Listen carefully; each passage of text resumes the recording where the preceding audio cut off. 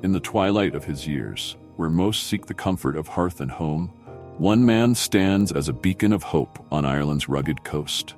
His weathered hands, once calloused from hauling fishing nets, now reach out to guide troubled youth through the stormy seas of adolescence. This is the tale of Seamus O'Brien, the lighthouse keeper of lost souls. Before we delve into the labyrinthine depths of Seamus's world, take a moment to subscribe to our channel. By doing so, you'll ensure that stories of unsung heroes like Seamus continue to illuminate the shadowy corners of our world. Click the bell icon and let the beacon of inspiration guide you to shores unknown. Perched atop the craggy cliffs of Ballycotton, where the restless Atlantic hurls itself against unyielding rock, stands a cottage as ancient and steadfast as the land itself. Its windows, like rheumy eyes, peer out over the frothing sea, bearing witness to countless storms and shipwreck. It is within these salt-stained walls that we find Seamus O'Brien, a man whose very essence seems hewn from the same stubborn stone as the cliffs he calls home. Seamus, with his shock of white hair tousled by the perpetual coastal winds, moves with the deliberate grace of one who has weathered many a tempest, both literal and metaphorical. His face, a topography of wrinkles and age spots, tells a story of sun, sea, and sorrow. Yet it is his eyes that capture one's attention. Blue as a calm sea, but with depths that hint at hidden currents and unseen perils.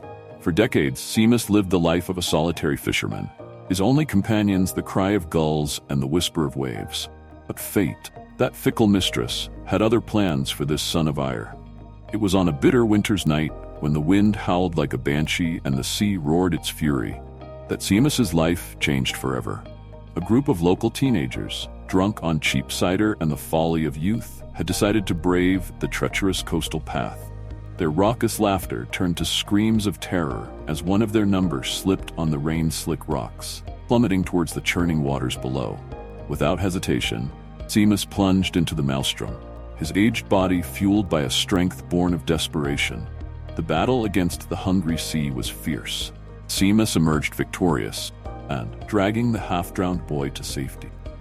As he looked into the terrified eyes of the youth he'd saved, Seamus saw something that stirred his dormant heart. A reflection of his own troubled past. A glimpse of the lost boy he once was. From that night forward, Seamus O'Brien dedicated his life to mentoring the troubled youth of his coastal town. His cottage, once a hermit's refuge, became a sanctuary for lost souls seeking direction in the turbulent waters of adolescence. To step into Seamus's abode is to enter a world where time seems to have congealed. Sea foam on the shore. The air is thick with the mingled scents of pipe tobacco, sea salt, and the earthy musk of old books.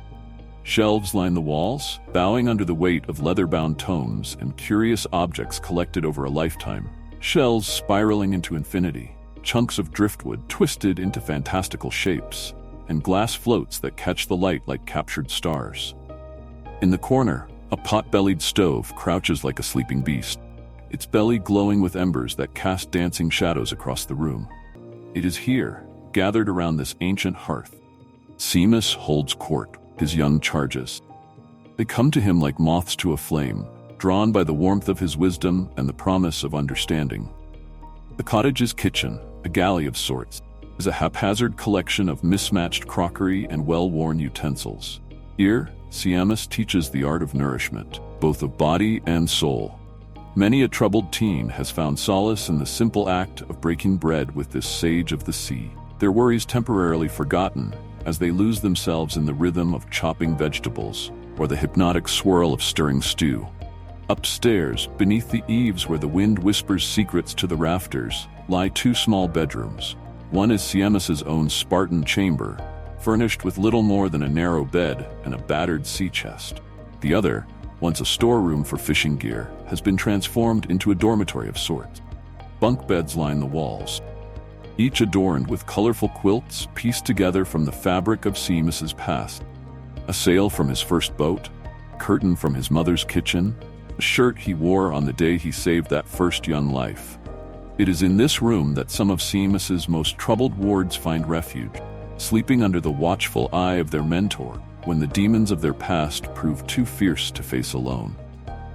The soft snores and occasional whimpers that fill the night are a testament to the trust placed in this unlikely guardian. Seamus O'Brien's approach to mentoring is as unconventional as the man himself.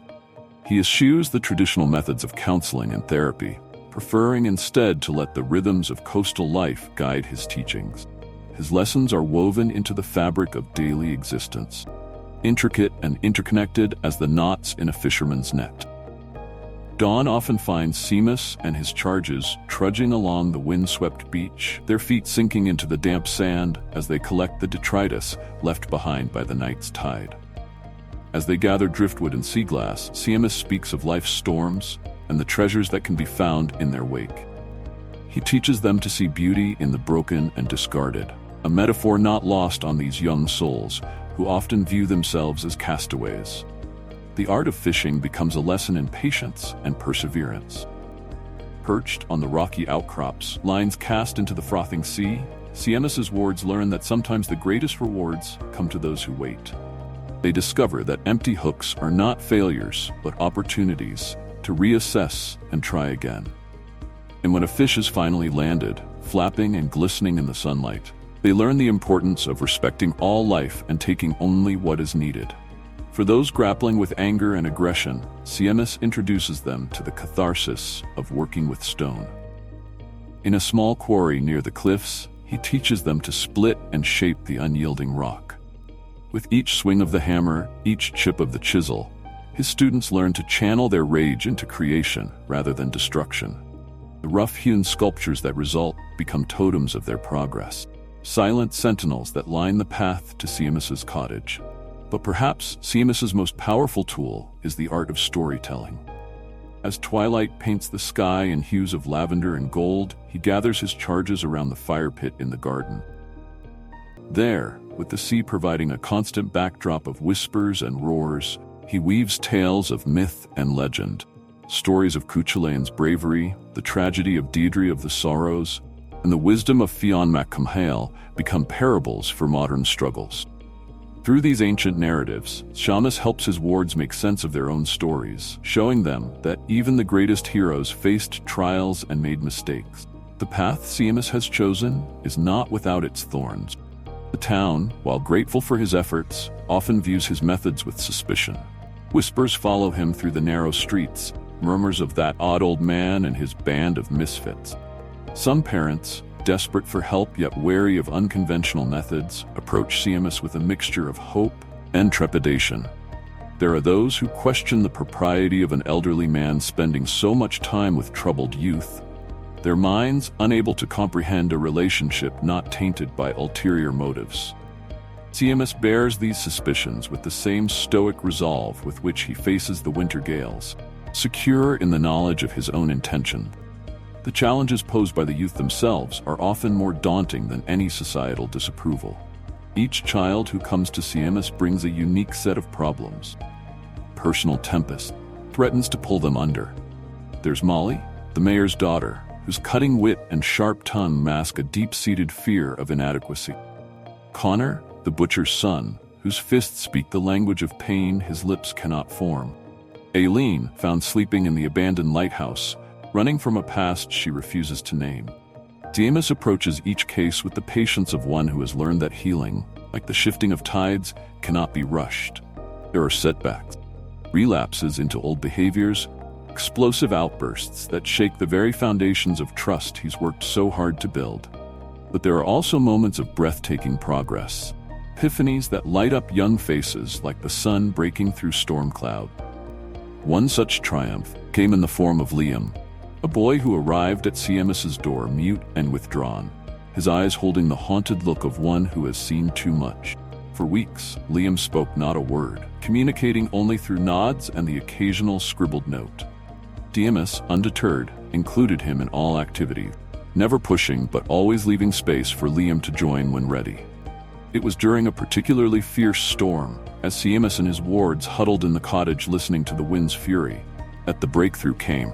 Seamus, sensing the group's unease, began to tell the story of the Selkie, the mythical seal woman who sheds her skin to walk on land. As he described the Selkie's mournful song, a sound like the keening of the wind itself, another voice joined in.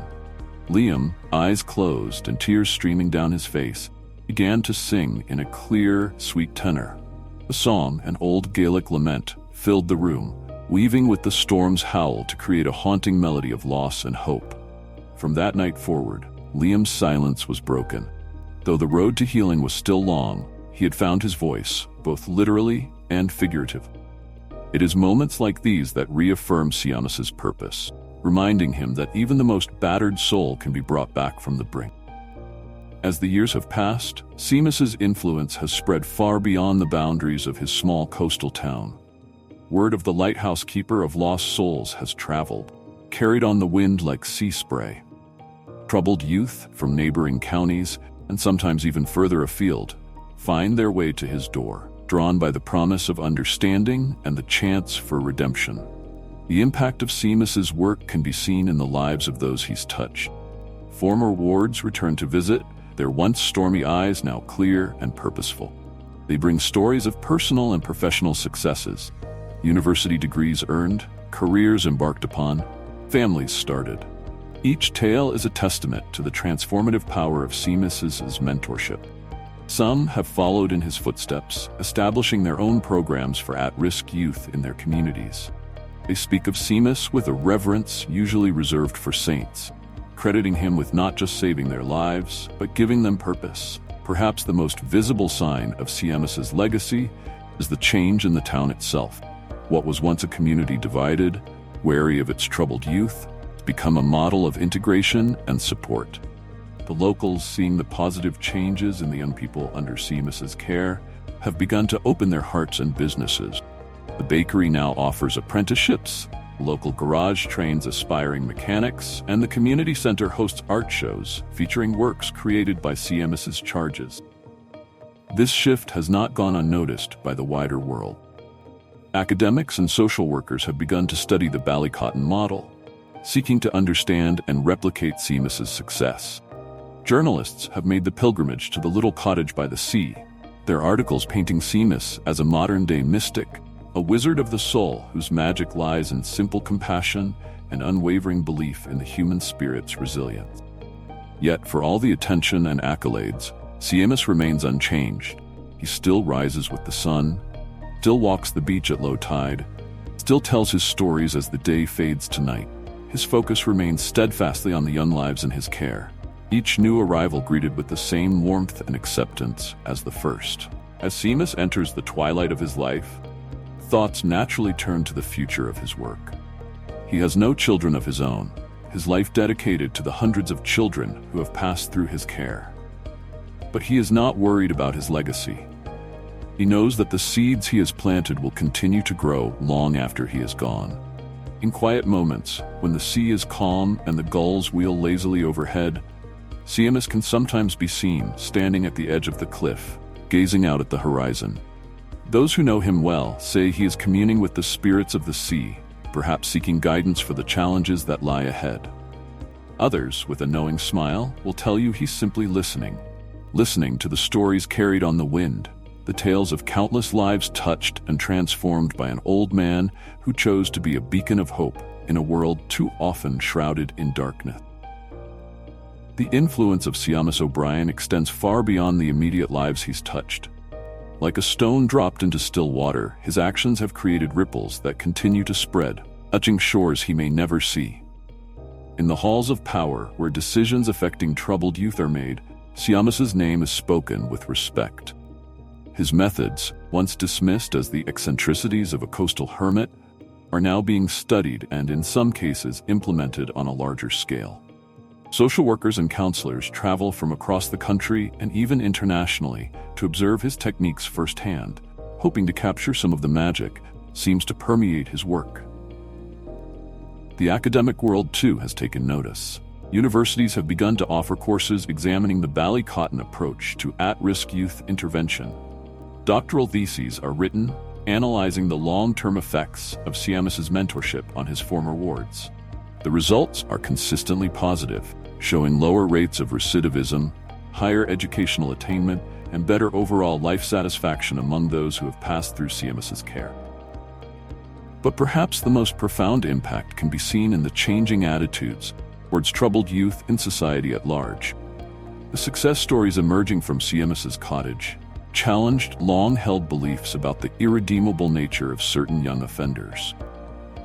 Communities across Ireland and even beyond have begun to look at their own troubled youth with new eyes, seeking to understand and support rather than condemn and punish. This shift in perspective has led to tangible changes in policy and practice. Juvenile detention centers are incorporating elements of CMS's nature-based therapy into their program. Schools are implementing peer mentoring systems inspired by the supportive community CMS fosters among his charges. Even the justice system has begun to explore alternative sentencing options for young offenders, recognizing the potential for rehabilitation that CMS's work has demonstrated. The media, always hungry for stories of hope in troubled times, played a significant role in spreading CMS's message. Documentaries have been filmed, tracing the journeys of some of his most challenging cases, from the brink of despair to lives of purpose and contentment. These stories, broadcast into living rooms across the nation, have sparked conversations about the nature of redemption and the power of unconditional support. As awareness of CMS's work has grown, so too has the support for his mission. Donations have begun to flow in, allowing for expansions and improvements to his facilities. The cottage, once barely able to house a handful of teens, has grown into a complex of buildings, each designed to nurture and heal in its own unique way. A workshop for artistic expression, a quiet garden for meditation, a small library filled with books on everything from ancient mythology to modern psychology. Each space a testament to the holistic approach CMS takes to healing wounded spirit. Yet for all the growth and attention, the heart of CMS's work remains unchanged. At its core, it is still about one man, standing against the tide of despair, offering a hand to those who have lost their way. It is about the power of human connection, the healing force of nature, and the transformative potential of unconditional love and acceptance. As the sun sets on another day in Ballycotton, casting long shadows across the weathered stones of CMS's cottage, one can't help but feel a sense of hope.